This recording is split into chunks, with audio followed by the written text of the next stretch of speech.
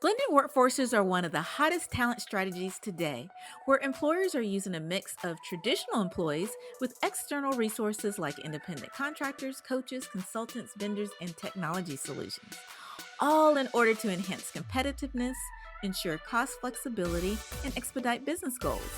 But how are the successful companies infusing blended workforces into their business strategy? And what are the critical success factors and pitfalls to avoid during implementation? And on the flip side, what does it really take for suppliers to improve their chances of finding and landing contract opportunities? The devil is in the details, my friends.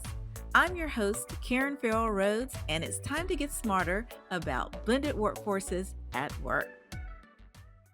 Hello again, my superstars. This is Karen, and welcome to another episode of the Blended Workforces at Work podcast. I am so honored to have on today's show Dr. Lakila Bowden, who's the Chief Operating Officer of iSee Technologies. And that's little I, capital SEE, Technologies, iSee Technologies. And iSee Technologies is a firm that provides people development and consulting, as well as training facilitation with an emphasis on innovative inclusion. And she's worked with hundreds of leaders to navigate them on how work should get done. And she's had a ton of experiences. So I'm so excited to have her on today's show to share a few of her own perspectives and insights with us. So welcome to the show, Lakila. Karen, thank you so much for having me. I'm excited to be here and I love the work that you're doing. Oh, I love the work that you're doing as well. All right. Well, before we dive deep, because I know in our pre-conversation we were just rocking and rolling, we could talk for hours. But before we dive deep into our conversation, we always love to know just a tad bit about our guests. So, for just as much as you feel comfortable, can you give us a sneak peek into your life outside of work? Absolutely, absolutely. So my life outside of work is really a part of my life inside of my work also. I pride myself on being a light that ignites the light in others. I That have an amazing husband who is just my best friend in the whole wide world. We have an incredible 3-year-old who is a blend of both of our lights and very, very busy at all times. And I'm a new author. I have a book coming out in the fall called The Show Enough Principle, and wow. it's a high achieving woman's guide to prioritizing self-care, self-promotion, and self-celebration. So when I say that like my personal life and my work life blend, that self-celebration piece, that self-care, I bring that into my work as well as I live that every day. So it's exciting to be able to walk the walk and the talk in both areas. What I love about that is one of the biggest areas that leaders or individuals, professionals struggle with. I know you're focusing, well, on women maybe, but it's something everybody struggles with. I can't Absolutely. tell you how many executive leaders I've had to, talk off the ledge, if you will, and say you got to prioritize yourself and self-care. And so I love where you're going with that. We're going to talk a little bit more about a few of the highlights that you're going to include in the book, but I want to encourage listeners to really think deeply about this because it's one of the biggest derailers if you don't prioritize, kind of your self-care and what's best for you. So early congratulations on the Thank book. you. Thank you. I appreciate it. I appreciate it. Super excited about that. Awesome. Awesome. Well, let's go ahead and get started with letting you. I know I didn't do it justice, but I'd love for you to share maybe a high level of your professional career thus far, a few highlights or milestones, and then what led, I think it's you and your co-founder to found iSee Technologies. Absolutely. So I'll take it back. I went to North Carolina A&T State University in undergrad, had a great experience there, Aggie Pride. And from there, and that led me directly into corporate. So my first role was a financial analyst with General Electric. And I knew pretty quickly that finance in that way wasn't where I wanted to be. So, had a great experience there. And GE was a great springboard into the rest of my corporate career. It led me into operations.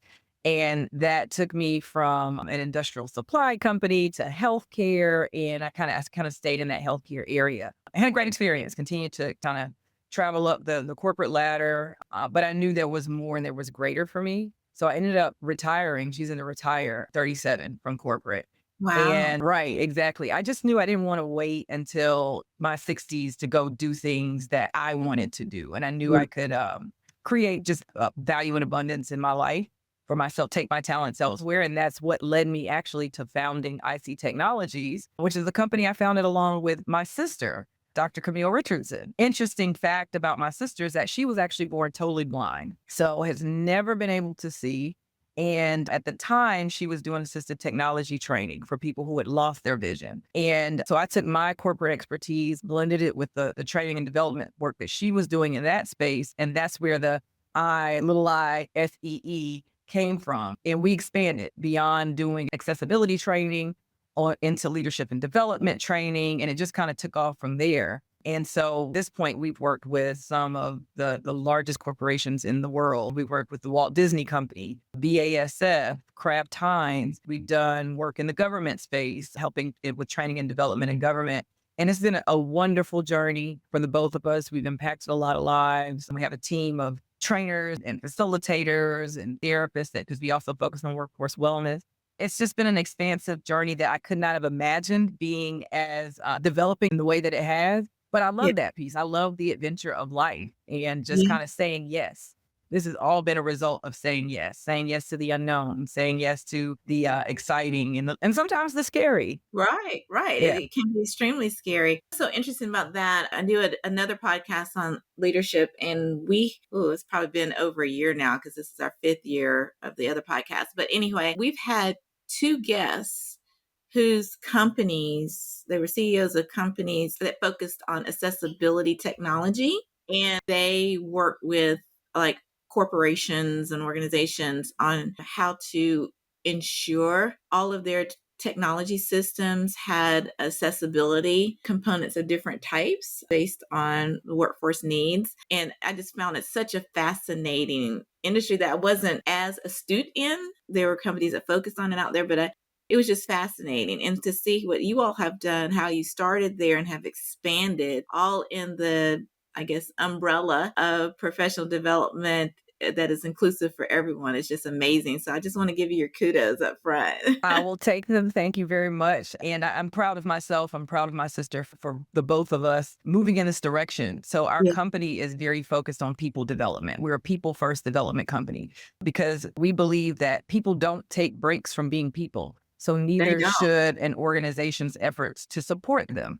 Right. Right. Like no matter what's going on in the political environment, there's always, or a business environment, whatever, there's always going to be a need to develop people in all of these different ways, whether it's from an accessibility standpoint or a workforce wellness standpoint. It's how people show up and allowing them curating spaces where they can show up motivated to perform at their best. I love that. Okay, you got to give us the inside scoop. How is it working with your sister in a business? We love it. So my sister and I are only 10 and a half months apart in age. We've Oh, always been very, amazing. very close. And I have my mother and my father to credit for that. But it's especially my mother. She always instilled, especially in Camille, that spirit of independence. So anything that I was doing, she was doing when we were growing up. So now as adults and running this company together, she brings a certain insight. And I always say this about my sister. She was born without sight, but she's always had vision. Oh, I And love that that. Yeah. vision I was on a very clear corporate track. She was on a very different path that led her into entrepreneurship because she continued to be rejected when she attempted to Yeah, apply for traditional roles because people couldn't see beyond the fact that she couldn't see. right. So it's been a really phenomenal experience to work together and grow together and create generational wealth for our families. Absolutely. The very first person that I hired when I became a manager of people, deaf individual, and she was at the time in her mid 30s. And believe it or not, I was younger than her, but I was at a higher level than she was. And she used to share how much she struggled with being able to find positions or having opportunities open up to her. And I still remember to this day, this was years and years ago, when officially offered her the job, she just broke into tears, just absolute tears around it. But she was smart as a whip.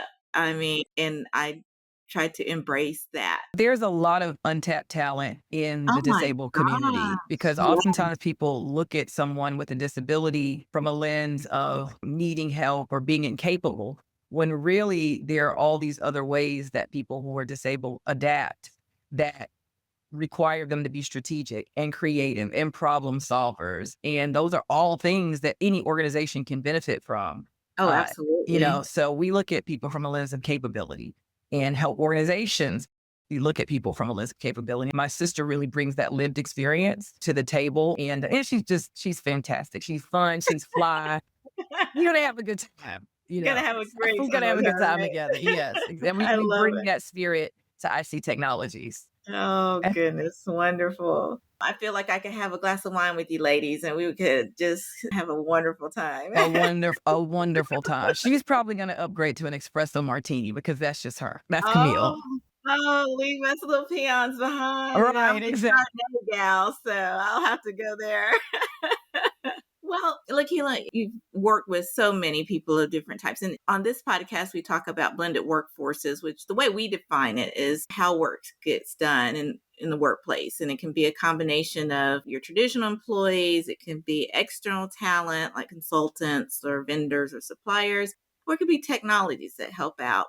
And all companies are leveraging these days all different types of mixes to get work done, but people are still having to man it through and focus on their performance, even when there are multiple types of, I would say, ways work is getting done at their organizations and companies. So I'm just curious for you, it's all about performance and production at the end of the day. But I'm wondering in your experience, have you witnessed any maybe blind spots or things that people miss when they are at work that may affect their job performance? Or do you have a tip for people, to keep in mind when they're having to think about how the company is run? They might have to work with somebody that is brought into the company, or they might have to learn a new technology. Yeah, absolutely. So, I love this conversation around a blended workforce because we are, as you mentioned, we're in a stage where we want to be able to take advantage of all the different resources that we have, whether those are people Absolutely. resources or technology resources. And I think one of the core blind spots that's really easy to eliminate. So I like cheat codes. I like the low hanging fruit that we can really get to pretty quickly. And the Yeah. first thing that we could do is kind of take those silos away and think about our organizations in terms of team, right? Team can be a salary person, a team member can be a 1099 person, but it can also be technology that is a part that team members are leveraging. And if we're thinking about it from that perspective, a team is focused on a common goal. That blind spot of saying, well, this is an outside contractor. We Right. tend to, once we do that, we've already put ourselves in a frame of mind where they're on the outside and we're Yeah. the inside people, we're the salary people. Or if you're someone that's a contractor, you're coming into an organization where you don't necessarily feel like you're a part. If we can create that sense of belonging and break down the barrier and just focus from a standpoint of being a team, focused on a common goal, that a quick and easy eliminator, a barrier that really doesn't have to be there, right? Like, how can I support you in an organization? How can you support me? And then we're all working collectively towards a common goal. Absolutely. I think that it's extremely important. And, one of the things that I always advocate to my clients is not only to consider them as members of the team, but there were ways to do it that, like in the US, you're not crossing IRS guidelines per se. There are many ways to keep them included, onboarded greatly, and promote great interactions, with the rest of the organization. But I do think as well, for say the external talent coming in particular, there's some ownership there as well, to speak up and ask for the types of things that will make your contract or your engagement easier with Absolutely. them. You think that this as well, that it's a two-way street? Well, absolutely. Absolutely. I mean, there's always going to be, you're going to have better collaboration when there's communication on both sides in terms of what do you need? What does support from me look like? And here and expressing that as well. What does support for me look like? And finding that common ground, that communication, because it's going to change, right? When things are rocking and rolling and everything's working perfectly, communication flows more easily. When we Yeah. reach hiccups or when we have disagreements, I mean, we are human. Again, people don't take breaks from being people. Peopling comes with a lot of what happened to you on the way to work this morning. You might have run Yeah. into traffic or your kids were getting on your nerves or whatever. You're bringing your life into the situation. So I think that we have to always respect that and communicate, communicate appropriately, think of, again, keeping that common goal in mind. We're here to get something done together. So how can we make each other's lives easier, remove barriers, block and tackle for one another? But it takes both sides to communicate that. Oh, absolutely. Mhm. Absolutely. Well, I know you focus a lot on like inclusive leadership and, what are you seeing? What is your firm seeing these days around still welcoming inclusive leadership? And what are some things that you coach your clients on, especially in this kind of highly charged environment? Yeah, to charge is a good word to describe it. Put it there, right? Correct word, right? Right, I think it's the correct word. Number one is like, let's recognize, acknowledge the elephant in the room. That, to your point, things are charged right now. People are more on edge than they've been in a while. And we're bringing those things into an environment where we need to get something done, right? Like in our workplace. So I think acknowledging it, number one, not trying to ignore it, going on with business as usual. A lot of our focus in our work is around workforce wellness and helping people to master those invisible loads that they're carrying. And that is a part of it. Even coming out of the pandemic, that created an environment where there was already a lot of stress going on. That was kind of in an undercurrent situation, but it brought a lot of that to light. So really mastering those invisible loads works better when we're being very transparent about what's going on, and then providing tools and resources so that people feel like they have a place where they can say, hey, this is uncomfortable, and also providing tools and resources so that people can continue to be and feel productive in these spaces. One of the things that I often talk about is toxic resilience versus non-toxic resilience. Oh, And say more. toxic resilience looks like just trudging ahead, keeping on. We're going to keep on keeping on as if nothing is going on, right? Like just we're just going to get it done no matter what. Non-toxic resilience looks like equipping ourselves with the tools, whether those are self-care tools that we need or tools in terms of support that we need in our work environments to get the job done, but do it in a way we're not completely depleting ourselves. And I think that unfortunately, in the corporate world, there's kind of been an expectation that's been set that's more leaning towards the toxic resilience side of things. And organizations like mine, we come in, iSee Technologies comes in and helps organizations kind of flip that so that people are still showing up, people are still performing, but they're doing it in a way that is non-toxic, where they have the support that they need to be able to show up as the best version of themselves. Absolutely. And what company wouldn't want something like that, right? Precisely. I do quite a bit of work on talent governance for like board of directors of companies, how they should think about the oversight of their talent and talent strategies with organization or company. And I know DEI is a dirty word in some media right now, but you can vouch for it, right? There's tons of research that show how important inclusion in DEI activities and sustainability activities are to a company's success. And what I've witnessed is that they may not say it publicly and advertise it publicly, but even at board levels, they know how important creating productive workforces are and all the components that need to be included. And so they're struggling with how to ensure it happens, but there are large groups that still want to make it happen and provide offerings and consultings for that. So I say all that to set it up to ask you the question. I guess the companies that are still embracing these concepts, those are the ones that you all probably naturally attract Absolutely. versus the others, right? Yeah, we can keep it real. For some, over the last couple of years, it's really just been checking boxes and Yeah, lip service. The yeah. organizations that were genuinely committed They before it still became are. trendy, and now that it's out of style, those organizations remain committed, right? Because to your Exactly. point, the return on investment is there. Greater Yeah. productivity, greater innovation, better retention. It only makes sense. Like when we're in a space where we feel like we belong and we're wanted and we're appreciated and their share of values, we're going to show up better, right? Like we're going to contribute more. We're going That's to go the extra mile. That's just human nature. Like I want to be here. So I want to make this a space that is indicative of what I want to experience. It is such an important distinction to make. One of the things that I'm a huge advocate of and that we provide training around is something that we call celebrated performance advocacy. And that's where we focus on people's strengths and celebrating those strengths and creating a culture of celebration where whether it's small wins or big wins, it creates a momentum of winning where people want to do more of that.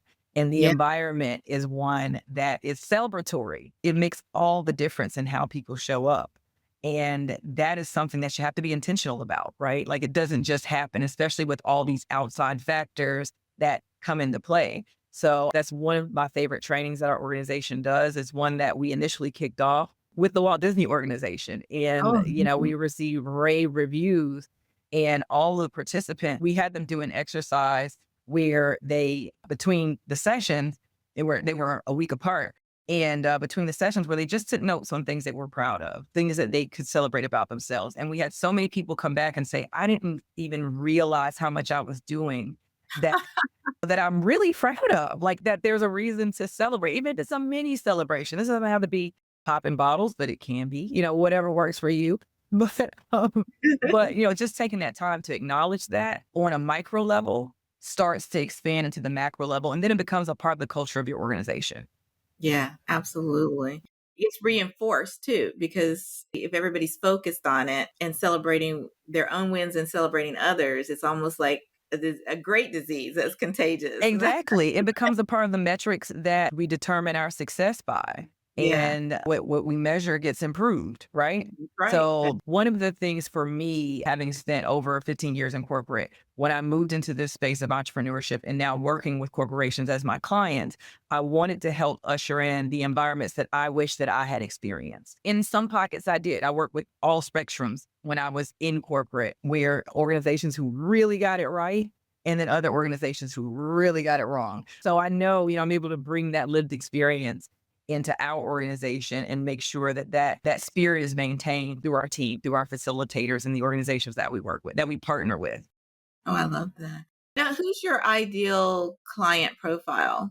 Our ideal client that's a very good question. We are largely industry agnostic. We work, one of our largest clients is the global chemical company. Like I mentioned, we work with Disney. So, but that those larger organizations that have a commitment to leadership and development, they already have, that's a core fundamental part of how they operate and what they think is important, because they tend to be the ones that have not only the dollars to invest, but also the commitment from executive leadership to Yeah, support these programs. Because if it's not important, if it's not on the dashboard of things that are going to be measured, it's not going to happen. But like I said, we've also worked with government organizations as well. And those are larger organizations regionally that have brought us in one region, and then we've kind of spread throughout other regions, but they have defined kind of training and development commitments within the organization. wonderful. For just a few minutes, I'd love to get just a sneak peek or a highlight or one point. If you can share a little bit more about your upcoming book, The Shona Principle.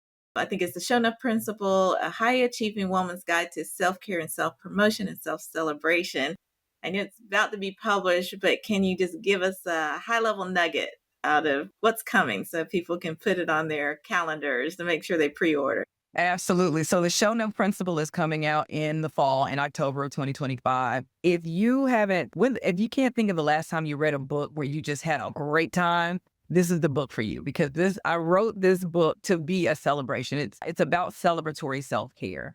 And Nice. I'm providing what I call the self-care and self-celebration cheat code. So easily accessible, largely highly impactful ways of shifting your priorities around self-care and around self-celebration in a way that uplifts women, Yeah. high achieving women, as well as impacts the communities around us. Yeah. So one of the things that I always say is, everyone's familiar with the saying, give a man a fish, he's going to eat for a day. Teach a Right. man the fish, and he's going to eat for a lifetime. And that's Right. great for that guy and all those fish that he's eating up. But what about everybody else? Very Teach a true. woman to fish, and the village will eat for generations to come. Amen to that. Yeah. So this book is teaching women how to fish for their self-care, for their self-celebration, for their self-promotion in a way that benefits the village. I'm super excited about it. It's filled with anecdotes from clients that I've worked with, as well as some of my own personal experiences and stories. And it's fun. It's a total celebration. I think book clubs will enjoy it. Organizations that have development programs will enjoy it. And it's a good read.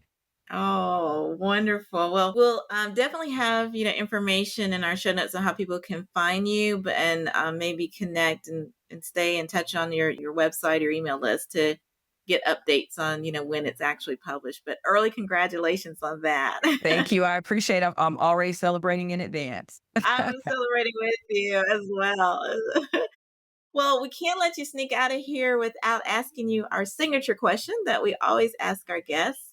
And for my newer listeners out there, my firm, you may not know, but my firm did a lot of research on leadership execution. There's all kinds of leadership skills out there, but very little on what it takes to really execute at a high level. And so, long story short, we interviewed over 10,000 leaders and organizations across the globe. And there were 7 big buckets of activities, or we call them tactics, that came out of that research. And we always ask our guests which out of the 7, which are all equally as important, which out of the 7 really popped for them. And so Dr. Lakila was so kind to share that executive presence really popped for her. And the way we define it, there's a lot of definitions for executive presence, but it's all about being able to influence and lead others with your clear and convincing presentations or discussion. It's about having that grit and that confidence and positivity that inspires others to follow their lead.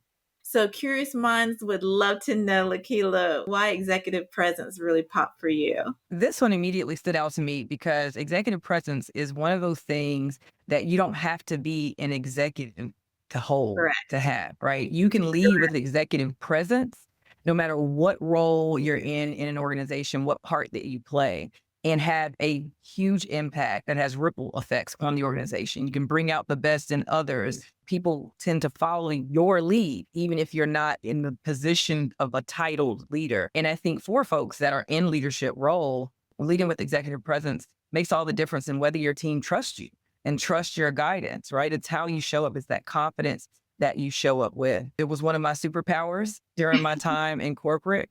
From the very beginning is showing up with a certain presence. And I attribute that, like I said, in the very beginning, to the light that I live and lead with. And in the corporate space and in my role as a company founder, it shows up as executive presence. And I think everyone can leverage it. Everyone can benefit from it. Oh, absolutely. Mhm. Absolutely. Well, I know we haven't worked together particularly long or what have you, but I can see you do have a ton of executive presence, and that is one of your superpowers. So continue to shine, I will say. Absolutely. Absolutely. Thank you, Karen. Well, we're going to have, as I mentioned, your bio, tons of information in our show notes, your links and everything, so that people can learn more about what you and your sister are doing and leading with your firm, and to maybe contact you all for consultation to bring your talents to their organizations. But we also love to give airtime to our clients as well. So if you wouldn't mind just sharing the easiest way that our listeners can find you and your company. Absolutely. So you can find me at LakilaBowden.com, on Instagram at LakilaJ, and that's LAKILAJ. And then our company website is www.iseetechinc.com. So you can find us in all those spaces. And of course, on LinkedIn, Lakila Bowden. Oh, absolutely. Wonderful. Well, thank you so much, Dr. Lakila, for the gift of your time and being on our podcast. It was a very intriguing conversation, and we absolutely loved having you. Wonderful. Thank you so much for having me. And thank you for this platform that gives everyone access to the wisdom of all of your guests. This is a great platform. Thank you. Thank you so much. And thank you too, listeners, for the gift of your time as well, because as I always say, there are literally millions of other podcasts you can be listening to, and we do not take your patronage lightly. All that we ask is that you like and subscribe on your favorite podcast platform of choice, and share our podcast with just one friend, because by doing so, we'll all be smarter about blended workforces at work. Thanks so much, and we will see you next week. Well, that's our show for today. Thank you again for listening to the Blended Workforces at Work podcast. You can check out the show notes, additional episodes, bonus resources, and also submit guest recommendations on our website at blendedworkforcesatwork.com. You can also follow me on Twitter, LinkedIn, Instagram, or YouTube by searching for the name Karen Rhodes, with Karen being spelled Karan.